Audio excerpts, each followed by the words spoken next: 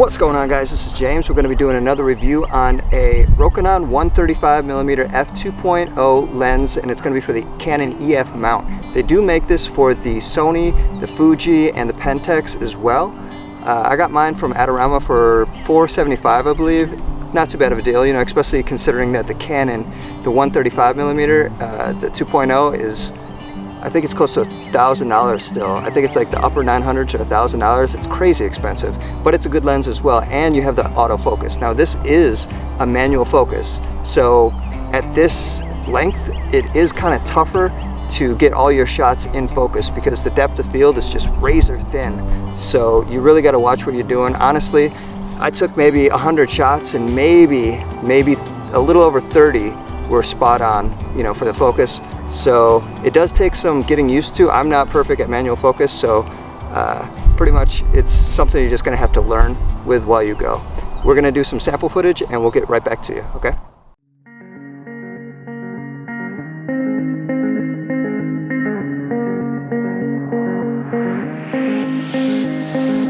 Looking for myself, I'm staring at my shadow. Am I gonna be safe in getting through tomorrow? When I throw me down, you could lead me to the side. You still raising me up, and when I look aside, she guides me with a sign and light of me. It ain't over, it ain't over, it ain't over, it ain't over. I'm not done, I just want me to find it. Cause I'm not done, I just want me to find it. I'm not done, I just want me to find it. Cause I'm not done, I just want me to find it.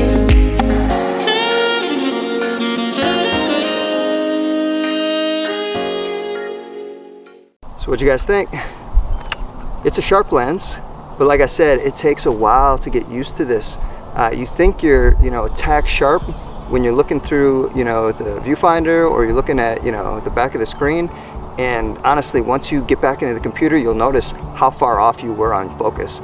It's not the easiest lens to use because it is manual focus, and you are missing out on Canon's autofocus, which is probably one of the best autofocuses that you can find.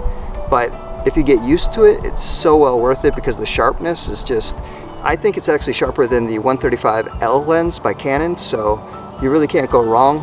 I know there's going to be a couple new lenses that are coming for the R mount, but there just isn't enough right now. So thank God that we at least have the Rokinon. If you want to check out, you know, some more samples right here, this one is going to be of a duck that I shot, and I thought I had focus perfect, but you know, in the second shot you can see that I had to focus back just a little bit more, just to, you know, make sure that I got the focus pin sharp, because the depth of field is literally probably 6 to 8 inches. And when you're, you know, 10, 12 feet away, it's hard to, you know, figure out what that distance is.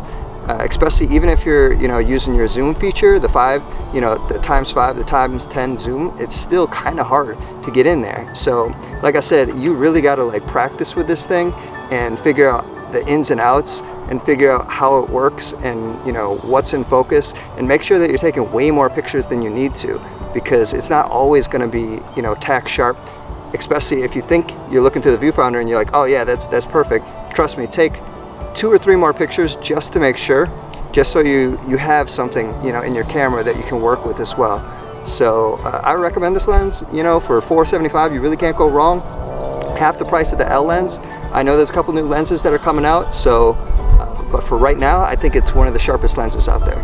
So if you guys have any comments, questions, put them down in the box below, and we'll go from there.